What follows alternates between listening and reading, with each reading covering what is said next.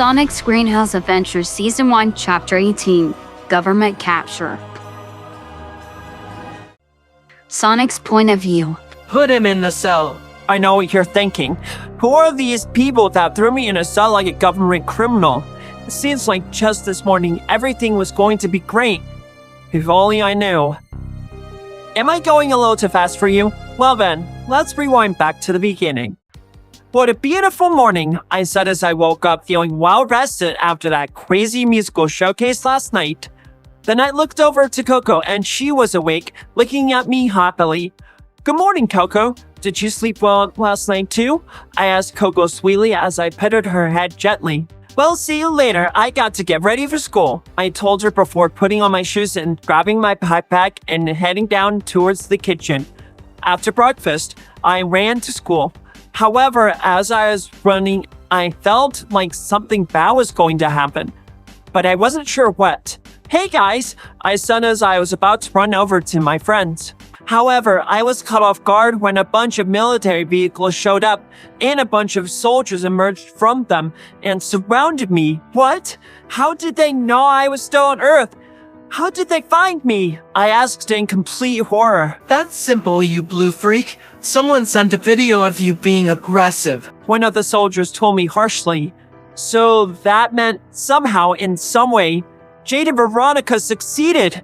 Please wait, this is all just a huge misunderstanding. They were provoking me on purpose so that they could make that video that showed me in a negative light.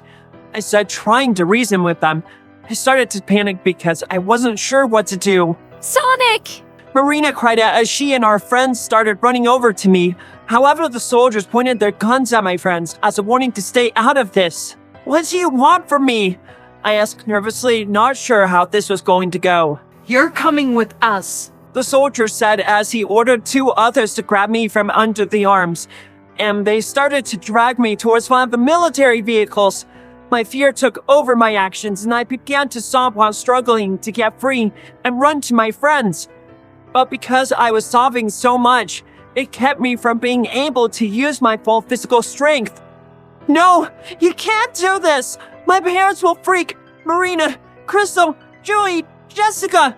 No, this can't be happening! I was supposed to be happy with my family and just enjoy life like any other kid here! I said as I started to lose it. Then I was put into the vehicle and the door shut behind me and the soldiers, and there was nothing I could do to stop it. Marina's point of view. I couldn't believe this was actually happening, as we were witnessing our friend being taken away like some kind of monster. Guys, please don't do this. We have proof that he isn't what you think he is. I cried out to them, but they apparently didn't listen, or we were out of earshot because they already left, leaving the four of us stunned. Come on guys, we've got to tell Tom and Maddie about this now, I said hastily in determination as we ran off towards Maddie's house. I was a little worried about school, but that was something we would worry about when we return home with Sonic. Quick question. If we end up leaving town with Tom and Maddie to help save Sonic, what should we tell our parents on the phone? Oh, it's simple. Just tell them what's actually going on. And if they have any objections, just tell them that he's our friend and we are not going to just stay here while we don't know if he's going to be okay or not. I said as we all pulled our phones out to call our parents and let them know, just in case if we had to take those measures to save him. Thankfully, our parents were cool with us and understood what we were doing. Finally, we made it to Tom and Maddie's house and knocked on the door hastily. Finally, Maddie answered the door with a confused look on her face. Marina, Crystal, Joey, and Jessica?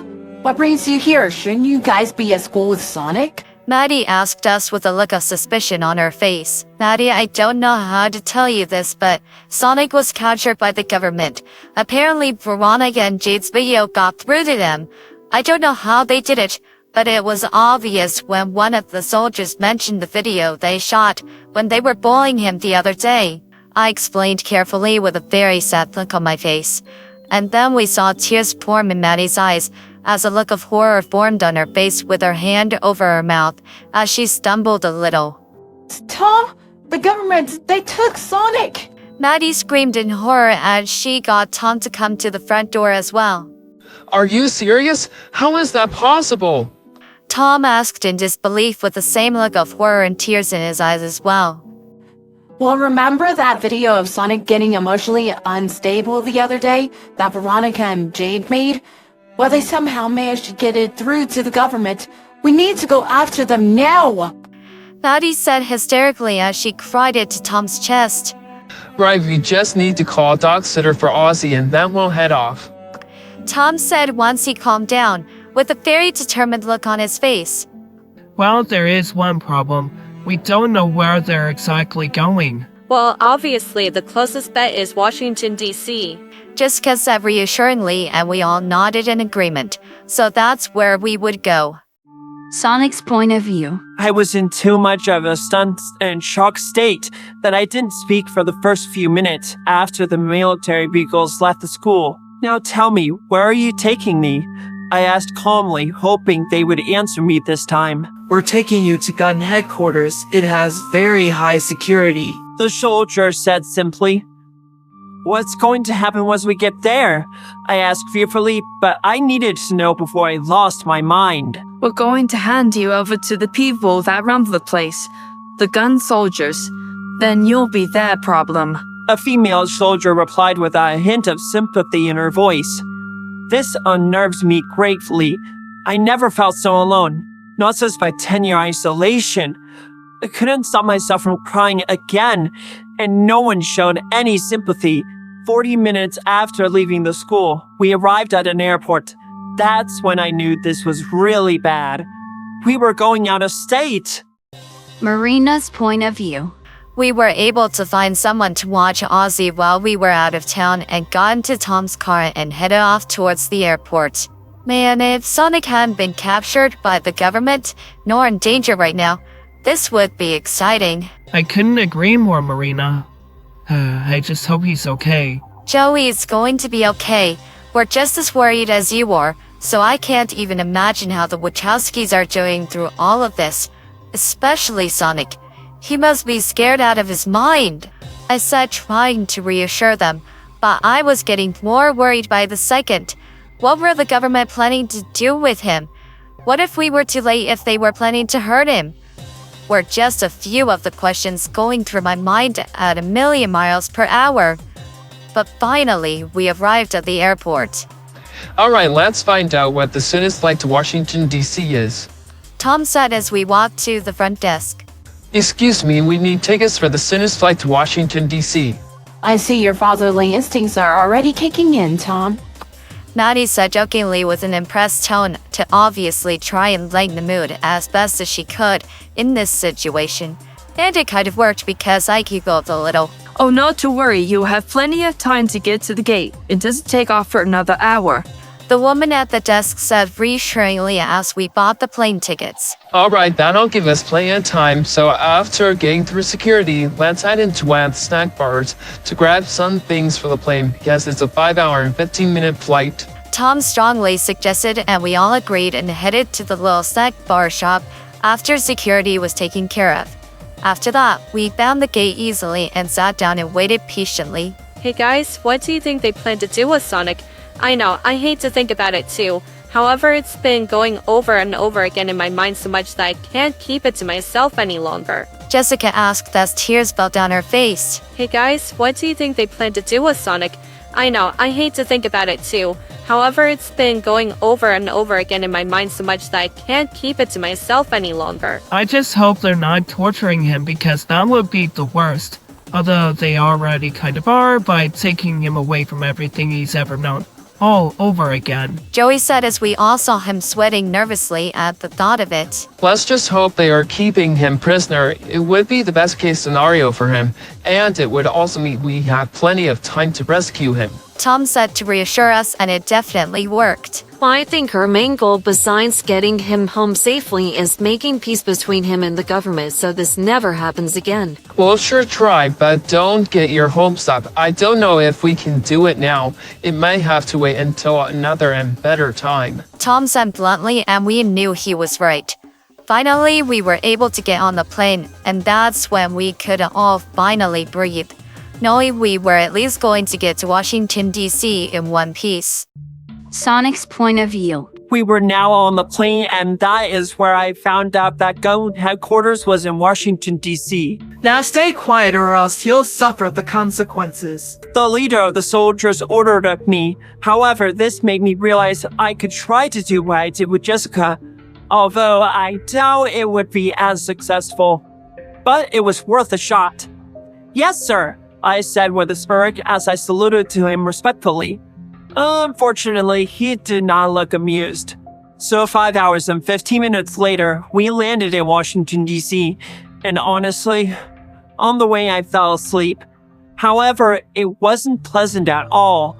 It was filled with nightmares of the possibilities of what could happen to me once I was at gun headquarters.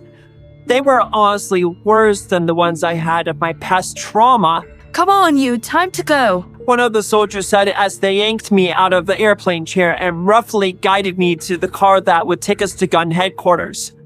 Ow! Was that really necessary? I asked as I couldn't help myself because that was really painful, angrily. Yes, after all, you're an alien and a criminal in one package. The laying officer said harshly. Then the car took us to gun headquarters. When we arrived there, all the terrifying what if the government took me scenarios came flooding back through my mind. And now with the knowledge that there's a possibility at least one of those scenarios happening, I let the tears flow down my face once again. I've never been so scared in my life. And who knows what would happen in between now and when Donald Dime Pressamon convinced the government otherwise. So, is that him? One of the guards at the door asked. The one holding me hostage at the moment only nodded. Then the guards let us pass. Then I saw a very familiar man glaring at me with the only kind of hatred someone with a grudge would give. Do I know you? I asked sheepishly, trying to remember where I saw this guy. Of course not, but you may have known my boss, Dr. Robotnik, as in the one you banished to wherever you banished him to. The name's Agent Stone, by the way. This frightened me because he was associated with that madman, and with him glaring at me the way he was, and adding onto the fact that he worked here, and I was going to be a prisoner or something here, did not help those matters whatsoever. It shocked me so much I started hyperventilating. No way! You work here? Was the only way I could respond to that after calming down my breathing.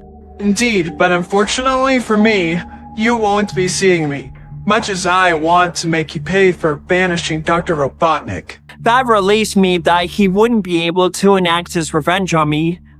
Then they took me into an office, most likely where the leader of this organization was. Sir, we brought the prisoner you requested. The leading officer announced as the chair turned around to reveal the leader of gun headquarters.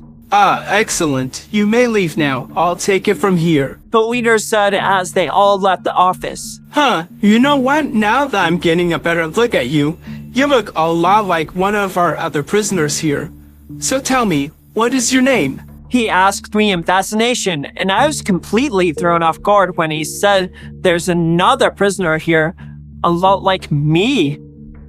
I am Sonic Wachowski the Hedgehog, I said defensively as a way to hide my fear. Well, Sonic, I'm Commander Jonathan, leader of this place. I'll assign you to your cell for now, and then we'll see where it goes from there. Commander Jonathan said as he typed something into his computer. Alright, I found the perfect cell for you. Commander Jonathan said as he motioned for the guards in the room with us to grab me and carry me to the cell. So, do you think you could tell me why Commander Jonathan wants me here? I asked hopefully, practically begging of the guard. However, as he took me to my cell, he wouldn't respond or acknowledge that I said anything at all to him. Put him in the cell. One of the guards said to the other. Then he threw me into a cell. Huh? Who on earth are you? I heard a male voice demand after I was left alone in my cell. My ears twitched towards the direction the voice came from, and it was from the cell across the hall from me. When I saw who was asking me that question, I froze in shock. It was another anthropomorphic hedgehog.